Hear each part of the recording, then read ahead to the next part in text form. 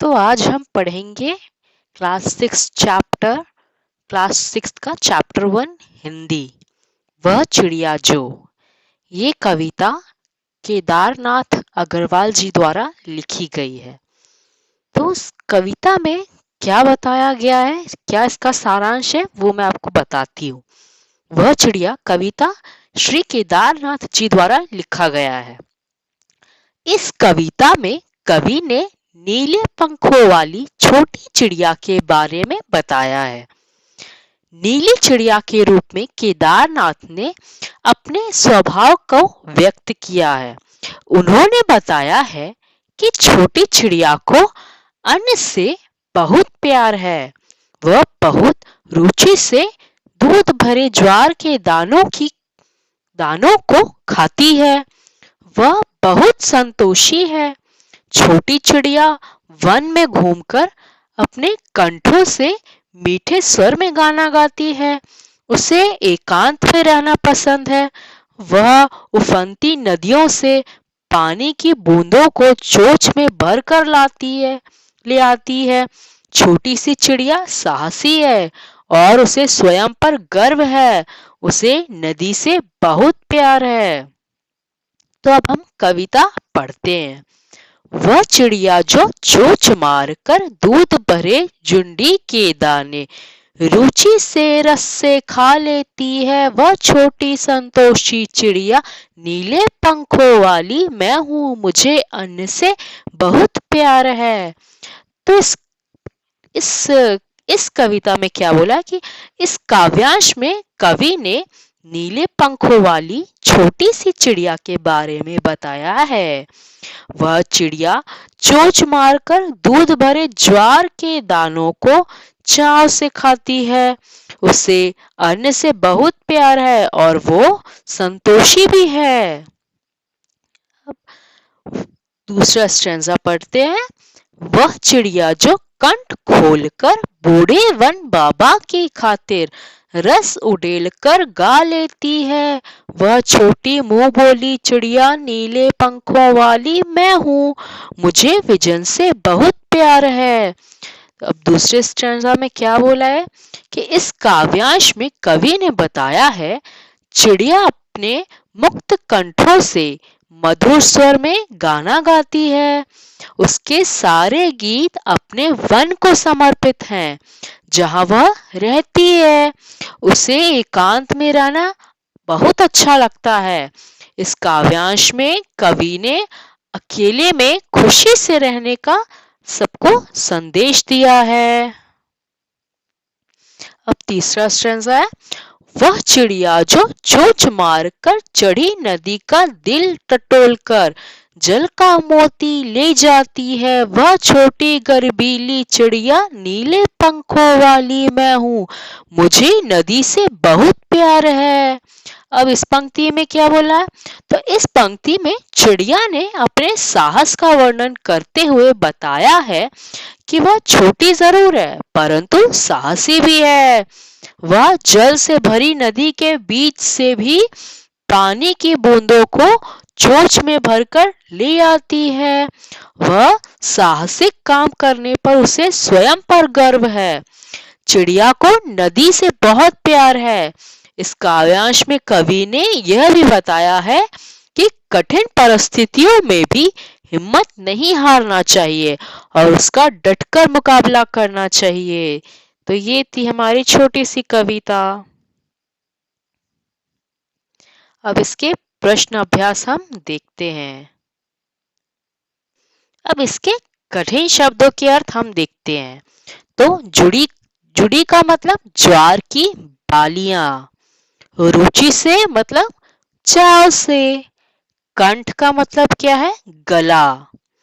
बूढ़े वन बाबा का मतलब है पुराना घना वन मतलब जंगल। रस उड़ेल कर मतलब मीठी स्वर, मीठी आवाज। विजन का मतलब एकांत, अकेले में। चढ़ी नदी का मतलब जल से भरी। दिल टटोल कर मतलब बीच से। जल का मोती मतलब पानी की बूंदें। गर्वीली मतलब गर्व करने वाली। तो ये थे हमारे कठिन शब्दों के अर्थ। तो अब पाठ्य पुस्तक के क्रम देखते हैं। पाठ्य पुस्तक के प्रश्न और अभ्यास। कविता से प्रश्न 1। कविता पढ़कर तुम्हारे मन में कविता का जो चित्र उभरता है उस चित्र को कागज पर बनाओ।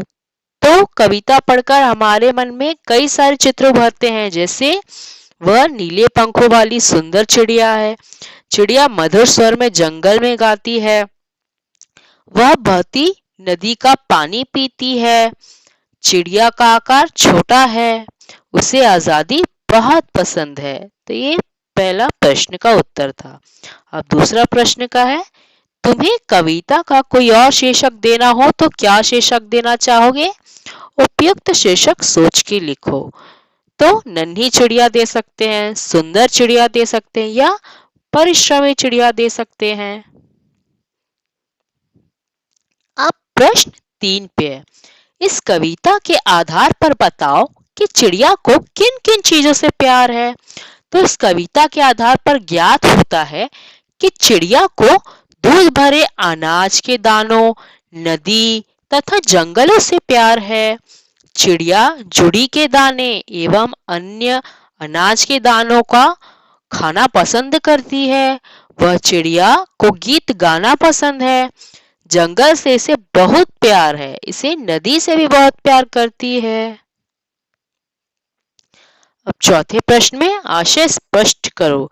रस उड़ेलकर गा लेती है, क ख चढ़ी नदी का दिल टटोरकर जल का मोती ले आती है। तो क का उत्तर है, चिड़िया जंगल में जब अकेली होती है तब वह बिना किसी डर और संकोच के उन्मुक्त भाव से गाती है।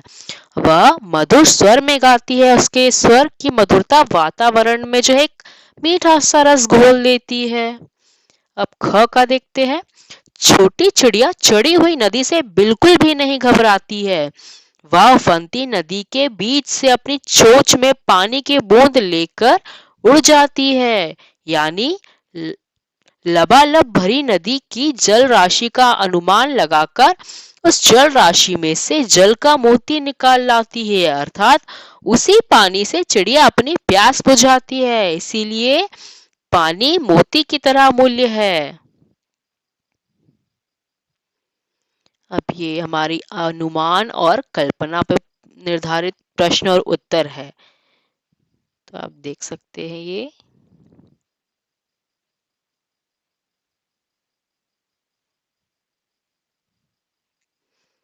और ये प्रश्न 2 में हमें जो है कुछ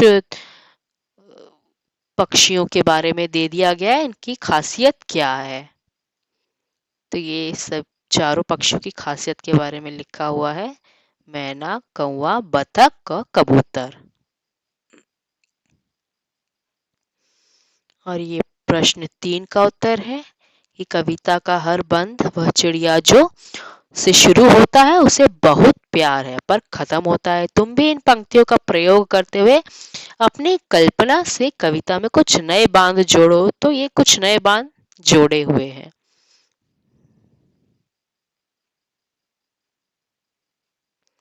और ये फिर उसके नेक्स्ट वाला क्वेश्चन है जिसमें हमें विशेषण जोड़ना है सबके आगे। जैसे ऊपर में दिया हुआ है, पंखों वाली चिड़िया, ऊपर वाली दराज, नीले पंखों वाली चिड़िया, सबसे ऊपर वाली दराज। तो हम क्या जोड़ेंगे विशेषण? रंग बिरंगे मोरों वाला बाग, हरे भरे पेड़ों वाला घर, लाल फूलों वाली क्यारी, सफेद खादी वाली कुर्ता, बहुत रोने वाला बच्चा, लंबी मूछों वाला आदमी। और लास्ट प्रश्न का उत्तर है, सोनाली जल्दी जल्दी मुंह में लड्डू ठूसने लगी। इसमें भी विशेषण बताना है हमें। गेंद लुढ़कती हुई झाड़ियों में चली गई। भूकंप के बाद मुजफ्फराबाद की जिंदगी धीरे धीरे सामान्य होने लगी। कोई सफेद सी चीज थप से आंगन में गिरी। बोबी फुर्ती से चोर पर झपटा।